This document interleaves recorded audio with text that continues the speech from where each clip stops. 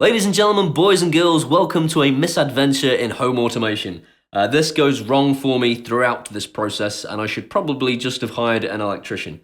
So with that in mind, this is not an educational video. This video is for entertainment purposes. However, if you do choose to follow it, then I've got some caveats for you. So first of all, one, I accept no responsibility if you kill or injure yourself. If your wife comes to me saying, I need help with the funeral costs, I'm going to say, I told him not to do it. Two, I accept no responsibility if you burn your house down. I don't have any money anyway, so don't come looking for that.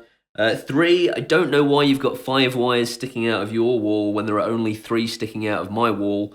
Ask an electrician. 4, if at any point you think, maybe I shouldn't be doing this, you're right, don't do it. 5, don't try this with the electric on, you will almost certainly die. 6, don't assume your switch is no longer live just because you've turned the electricity off. Basically, if your house has been wired by a moron, then flicking the fuse box off won't necessarily stop the electric to your light switch. You should always test the light switch with a known working multimeter or electrician's screwdriver, and you should test that those things are working on a live circuit first before you test it on your switched off circuit, so you know that it is genuinely switched off and not just a broken multimeter. Finally, if you're an electrician looking to berate me for using incorrect terminology, which I do throughout this video, for squashing cables into the wall, which I do throughout this video, or for making a YouTube video on a subject that I'm not qualified to talk about, then you're absolutely right, I probably just shouldn't have made this video.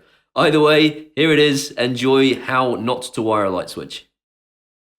Right, so f***ing around with electricity makes me incredibly uncomfortable. So hopefully I'm not about to video my own death. The first thing I'm going to do is I'm going to test to see if my multimeter is working. So my multimeter is going to be testing this for voltage, which means I'm going to need it to be live in order to make sure the multimeter is working in the first place. I'm going to just disconnect this from the wall using these 2 screws. Now you'll notice this is an RF socket in itself because I am actually replacing an RF socket with a better RF socket. And I'm donating this one to Nisha's ready room.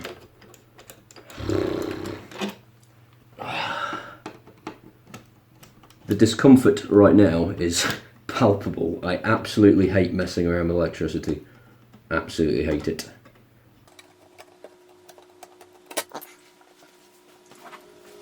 I'm going to move this very carefully away from the wall so that none of the cables come out. Okay, so I've got 3 cables there, a blue one, a yellow one and a red one. So red is live, blue is neutral. I'm not sure what the yellow one is, if I'm totally honest. This is a weird switch because it's got another switch on the other side of the wall. So got my multimeter set to 600 and I've got this plugged into COM and this one plugged into V or whatever that is. So now we get to do the magical. Yeah. Multimeter's working. There are a whole load of volts running through that, so it's now time to turn this switch off and then test it with the multimeter again to make sure the electricity is definitely off to this switch, because you can't trust an electrician. Well, you can trust an electrician, that's not fair. You can't trust an electrician you've never met, and I haven't met the person that installed this wiring. Okay, so switch the electric off to the lights by going to the fuse and just breaking the fuse. Not literally breaking the fuse, but stopping it. And now, no electricity. Awesome. So I'm safe to touch these cables. I will still feel terrified every time I accidentally touch them. So now I'm going to try and swap that out for the other switch. So the first thing I'm going to do is take a note of what these wires are plugged into so I can mirror them and I can put them back, if need be, back into this one again. So live is red, yellow is connected to something called S, and then blue is neutral. So I'm going to disconnect these wires now, just with my little electrician screwdriver, which is too small.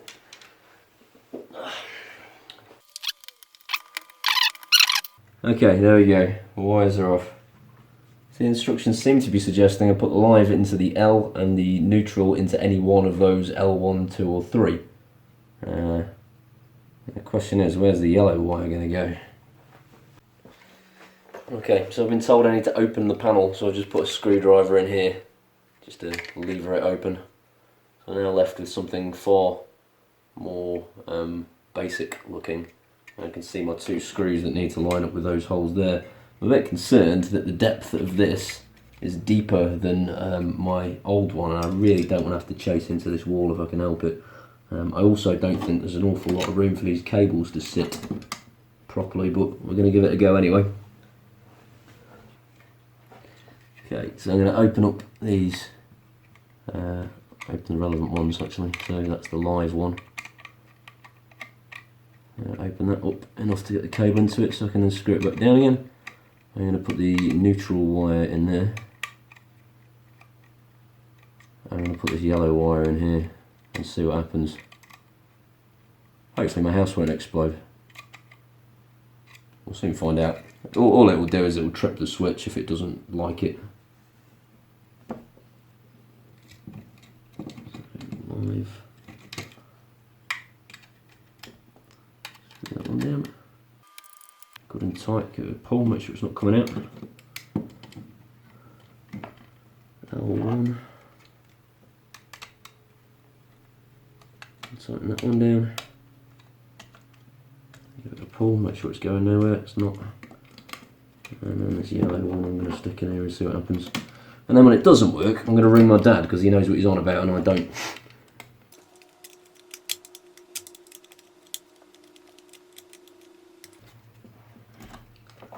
Right, the question is, am I going to be able to squeeze that in? I think the answer is no, but I'm going to give it a bloody good go anyway. So you need to be very careful when you squeeze all this stuff back in that you don't pop the wires out as you do it.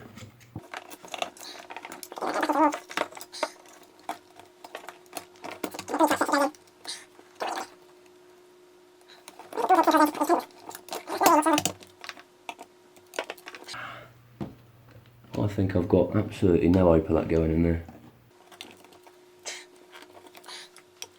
So if I had any common sense, I'd go and check that this actually works before I try and squeeze it in and attach it to the wall. So that's what I'm going to do. I'm going to immediately regret it. Oh bloody hell. I don't think it's doing.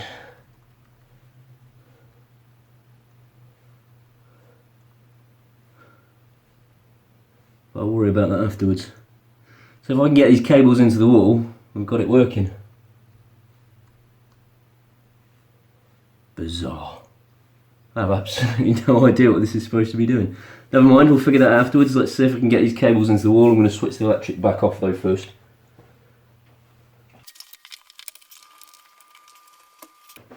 This isn't going to magically hide it, is it? Oh, so close. And yet so squashed. My missus wouldn't be very happy with that, unfortunately. I'm going to give it one more go and then I'm going to stop wasting my time because I know that this is never going to go on. And it was suddenly as if thousands of electricians cried out at once, in terror.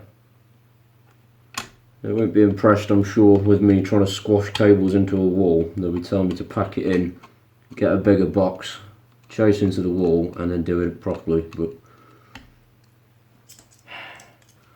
no, my missus won't have that.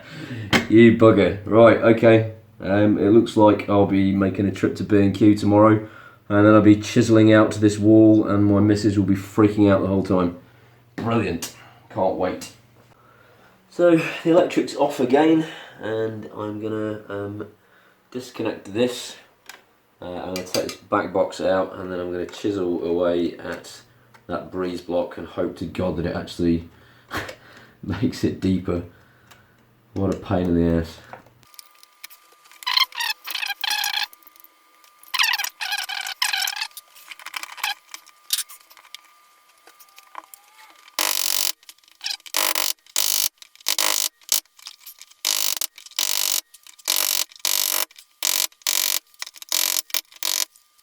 Right, finally attach these cables like I did before and then try and get this back box into the wall, and it's probably going to be skew with and I'm going to be really angry.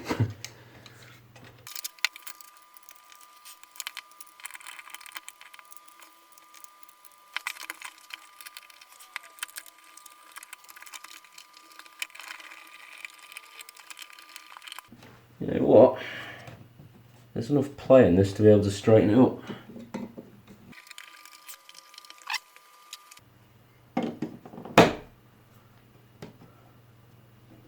Ta-da! Dirty, filthy wall with a big mess at the top. But I can clean that, and I'll just paint it, and it'll be fine. And that's my Broadlink switch fitted. Final thing to do is to test it. You beauty. I have no idea what that middle button does.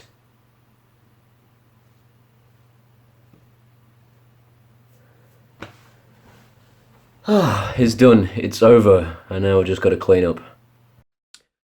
So if you're not familiar with my work, you might be thinking, well, what use is this switch? This switch is useful because it can be controlled by the Broadlink RM Pro. The Broadlink RM Pro is a simple device that connects to your Wi-Fi network and is accessible to your mobile phone so that you can switch these lights on and off and other devices too using an app on the phone, or in my case by using Alexa and asking for the lights to be switched on or off with my voice. If you'd like some more information on how to set up the RM Pro, then you can visit this video here. So I'm just going to show you how to pair this super quickly because it's dead easy. So I'm going to open up the eControl app. We're going to click on plus, add remote, and then choose TC, and then TC2 because that's the switch we've got. Press next. Hold this button down for 5 seconds. This should put it into pairing mode. Press configure in the app. Choose TC2 3-gang because it's a 3-gang light switch. And that's the switch paired. So press OK, and then we can test it. On, off, on, off, on, off. Awesome. If you've enjoyed this video, please consider giving it a like. And if you like the cut of my jib generally, then maybe consider subscribing. And I shall see you next time.